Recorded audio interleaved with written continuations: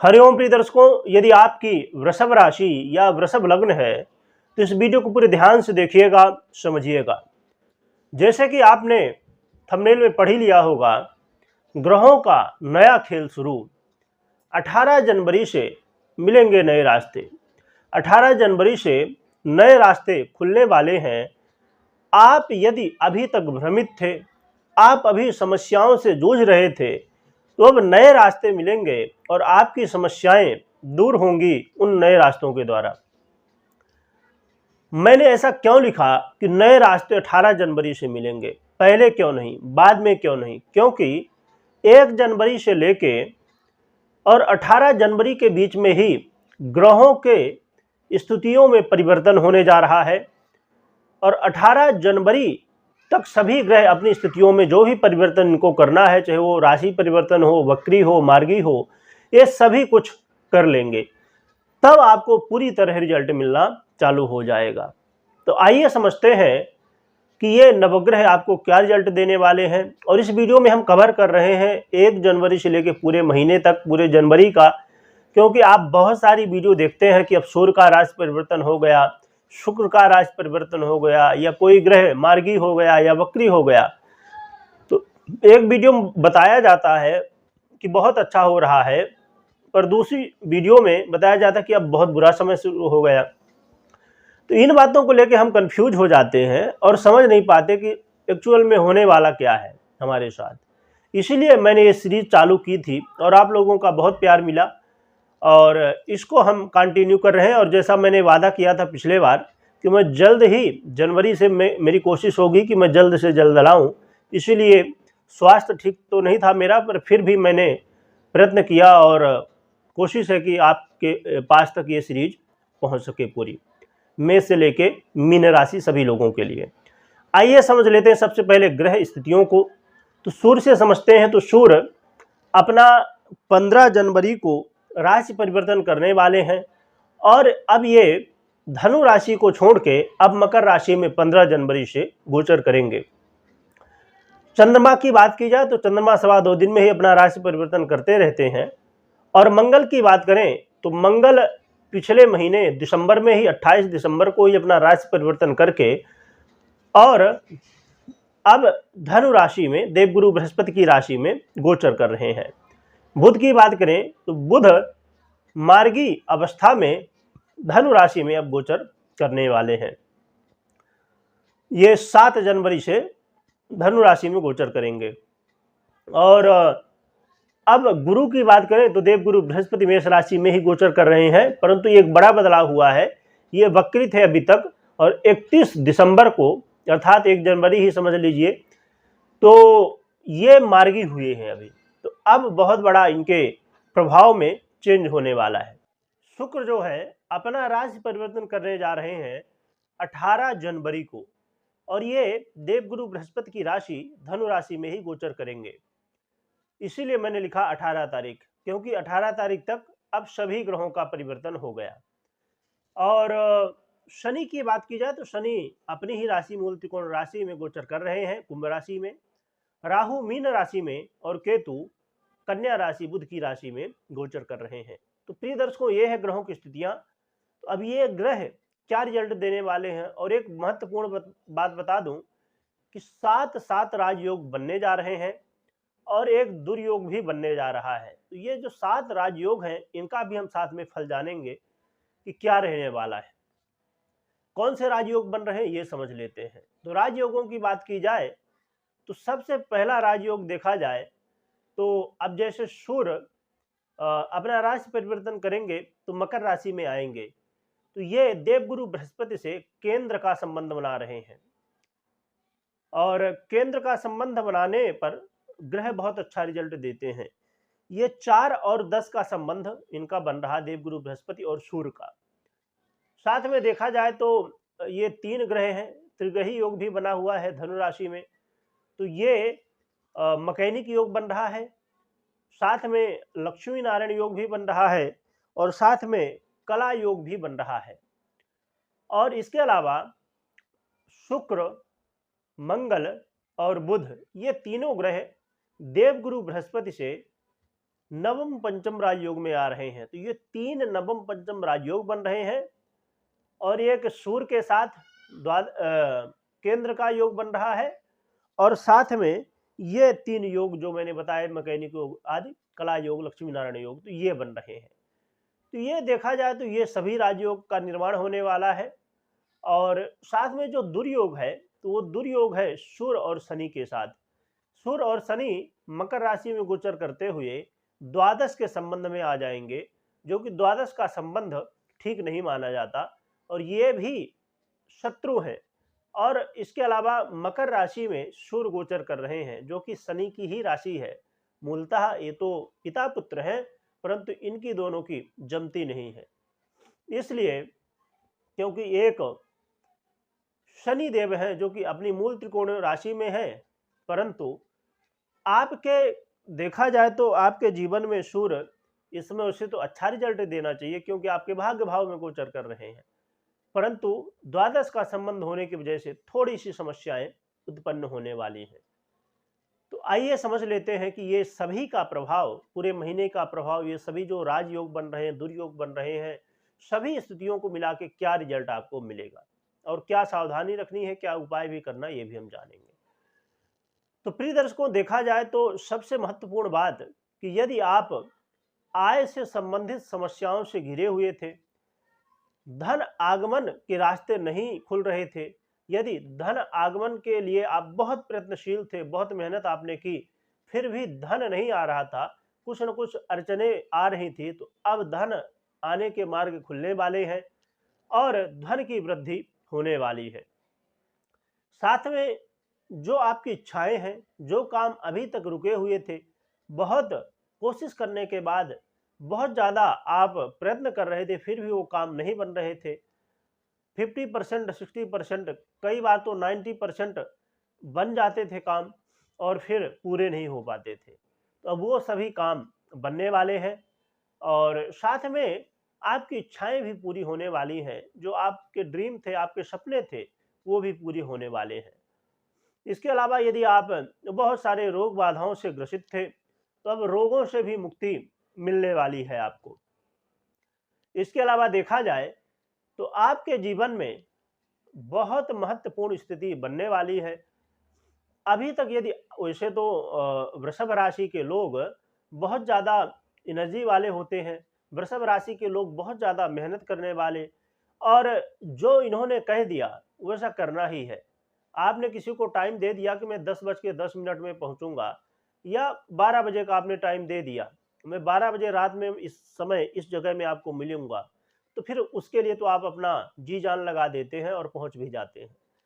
तो ऐसा व्यक्तित्व होने के बावजूद भी इस समय थोड़ा कहीं ना कहीं आलस्य हो रहा था और कहीं ना कहीं ऐसा लग रहा था करूं ना करूं थोड़ा सा। तो अब आपके लिए बहुत अच्छा समय है, आलस्य से मुक्ति मिलने वाली है और एनर्जी में वृद्धि होने वाली है और कार्य क्षेत्र में बहुत अच्छा आप अपना प्रेजेंटेशन कर पाएंगे, अपने मेहनत को लोगों के सामने रख पाएंगे। जो लोग आपकी मेहनत की कद्र नहीं करते थे, वो लोग भी अब आपके मेहनत की कद्र करेंगे।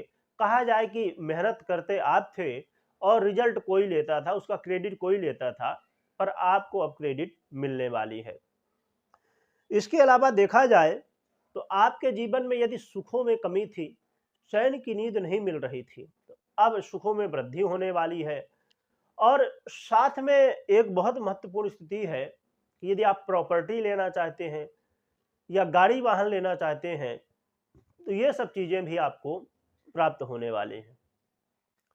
और लग्जरी की कोई भी चीज़ यदि आप लेना चाहें, वो भी आपको इस समय योग संयोग ऐसे बन रहे हैं, या आप गाड़ी वाहन लेना चाहते हो तो वो भी मिल सकते हैं। साथ में जो लोग विदेश से स्वदेश आना चाहते हैं, भारत के बाहर रहते हैं और भारत में आना चाहते हैं, उनके लिए भी ये स्थिति बहुत अच्छी है।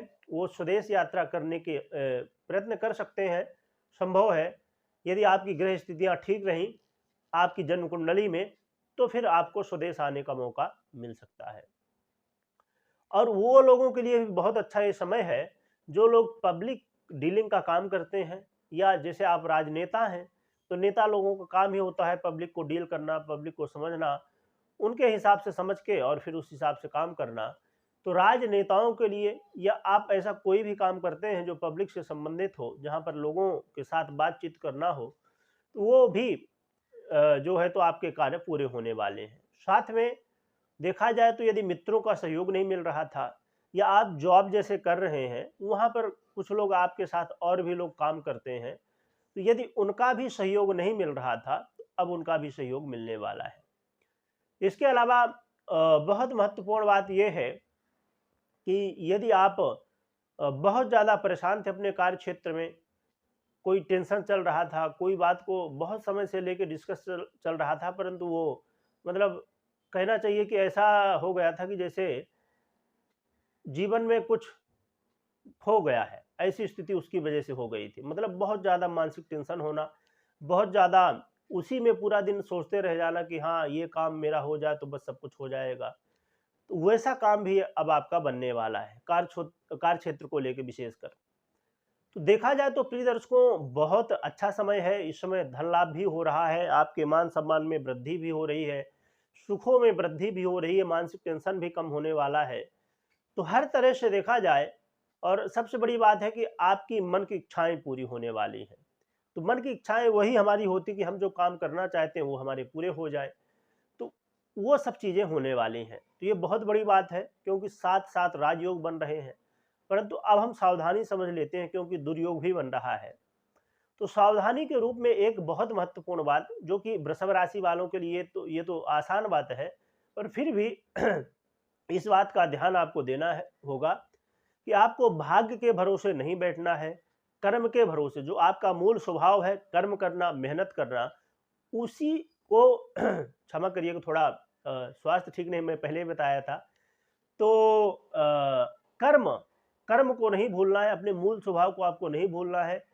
कर्म करते जाइए। जितना ज़्यादा इस समय आप प्रयत्न करेंगे, जितना ज़्यादा रिस्क टेकिंग एबिलिटी को अपने आप बढ़ाएंगे, उतना ही बेहतर आपको रिजल्ट मिल पाएगा। आपने कोई काम किया, वो रुक गया था बीच में, फिर से प्रयत्न करिए। इस समय संभव है, ग्रह स्थितियां मजबूत हैं, तो वो आपके हो जाए। तो आपको इन बातों का ध्यान रखना है, पर मेहनत के ऊपर, कर्म के भाग्य के ऊपर नहीं टिक के रहना है। और साथ में इसके अलावा आपको अपने स्वास्थ्य का ध्यान रखना होगा, और सरकारी क्षेत्र से जुड़े हुए कामों को करते समय आपको सावधान रहना होगा। वहाँ पर दिक्कतें आ सकती हैं, अड़चनें कुछ आ सकती हैं उसकी वजह से, तो इन बातों का ध्यान रखना होगा। इसके अलावा देखा जाए तो भगवान के प्रति आस्था आपको बनाए रखना है, भगवान के प्रति पूरी श्रद्धा रखना है, धर्म में चल के ही आपको काम करना है। कुल मिला के कहा जाए तो सावधानी के रूप में आपको सतमार्ग में चलना और मेहनत करना, ये दो बातों को विशेष रूप से ध्यान रखना है। और तीसरी बात, स्वास्थ्य का अपने ध्यान रखना है। अब प्रिय दर्शकों, हम उपाय की बात कर लेते हैं। उपाय की बात करें तो एक तो सबसे पहली बात यह है कि भगवान सूर्य को अर्घ्य दीजिए। और ऐसा नहीं कि अभी खाली उपाय के रूप में जैसे मैं बता रहा हूं तो अभी खाली जनवरी के महीने में देना है। भगवान सूर्य को अर्घ्य हमेशा देना चाहिए, क्योंकि जिसका सूर्य मजबूत होता है उसकी कुंडली बहुत मजबूत हो जाती है। तो भगवान सूर्य को अर्घ्य देने की विधि आपको पता होगी, नहीं तो मैं बता देता हूं जो नए दर्शक हैं उनके लिए, कि आपको एक जल लोटा लेना है। ताम का लोटा मिले तो बहुत बढ़िया, प्लास्टिक का लोटा नहीं लेना, इस बात का ध्यान रखिए। और ताम के लोटे में जल लेना है, और थोड़ा सा रोली, कुछ लोग कुमकुम भी बोलते हैं, वो डालना है, थोड़ा सा चावल, लाल फूल, और 3 बार अर्घ्य देना है। जैसे आपने एक लोटा जल लिया, उसी को छोड़ा, रोका, छोड़ा, ऐसे करके 3 बार अर्घ्य देना है। और उस जल को अपने मस्तक में लगाना है, और अर्घ्य ऐसी जगह में देना है जहां पर किसी का पैर ना हो। जो जल रहेगा नीचे गिरेगा, उसमें किसी का पैर ना लगे। कोई ऐसा गमला हो, या तो आप बाहर नहीं दे सकते हैं, जैसे बड़े शहरों में व्यवस्था नहीं होती है, तो वहां पर आप अपने घर में ही बैठ जाइए भगवान के सामने, और एक पात्र ले लीजिए कोई बड़ा सा, जिसमें वो पूरा जल आ सके, और फिर उसमें अर्घ्य दे दीजिए। तो ऐसा भी कर सकते हैं। तो भगवान सूर्य को अर्घ्य हमेशा दे, इस समय तो बहुत विशेष जरूरी है, विशेष रूप से आपको। इसके अलावा सूर्य नमस्कार भी आप कर सकते हैं। भगवान सूर्य के जो 12 नाम आते हैं उनका भी स्मरण कर सकते हैं। और सूर्य नमस्कार जो एक्सरसाइज आती है, उसे भी करें तो और भी बेहतर रहेगा आपके स्वास्थ्य के लिए भी और सूर को मजबूत करने के लिए भी और बाकी समस्याएं जो हैं उनसे भी छुटकारा दिलाने के लिए भी। इसके अलावा आपको भगवान नारायण की आराधना करनी है माता लक्ष्मी के साथ में। भगवान नारायण की आराधना करें माता लक्ष्मी के साथ में। और इसके अलावा एक और भी अपनी कुल देवी की आराधना करनी है।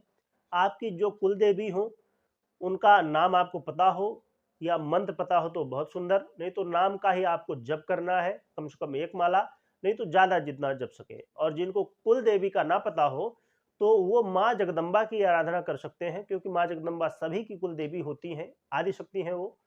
और एक और यहाँ पर बात उठी तो मैं कह देता हूँ कि कुल देवी की आराधना जरूर करें, ना पता हो तो पता करिए बुजुर्गों से।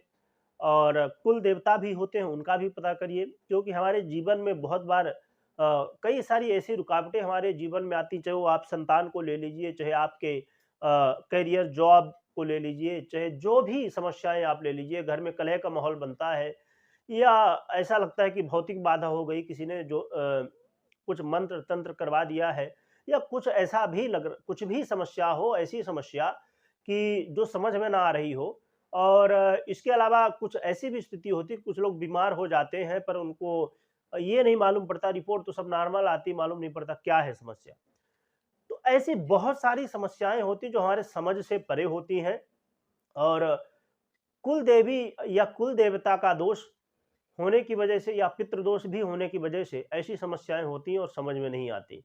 तो जरूर कुल देवी की जो है तो आराधना करें, और पता ना हो तो पता करिए, नहीं तो माँ जगदम्बा की आराधना शुरू कर दीजिए और कुल देवी का पता करिए।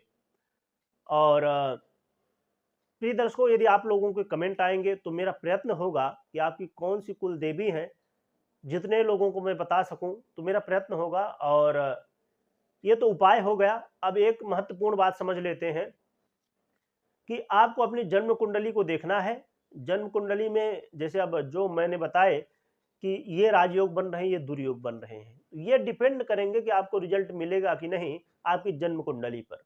यदि आपकी जन्म कुंडली में ग्रहों की स्थिति मजबूत है, यदि ये ग्रह जो राजयोग बनाने जा रहे हैं, ये ग्रह यदि मजबूत अवस्था में है तो आपको ये पूरी तरह रिजल्ट मिलेगा। परंतु ये कमजोर है, पीड़ित है किसी भी तरह, तो फिर आपको रिजल्ट नहीं मिलेगा। अब जैसे हम बात कर ले देवगुरु बृहस्पति की, तो देवगुरु बृहस्पति से 3 ग्रह नवम पंचम राजयोग में आ रहे हैं, परंतु देवगुरु बृहस्पति ही कहीं नीच के हो जाए या अंश बल से कमजोर हो जाए या त्रिक भाव में बैठे हों या आपके लिए अकारक हों, ऐसी स्थितियां यदि बन रही हैं तो फिर इसका रिजल्ट संभव है कि ना मिले या तो बहुत कम मात्रा में मिले।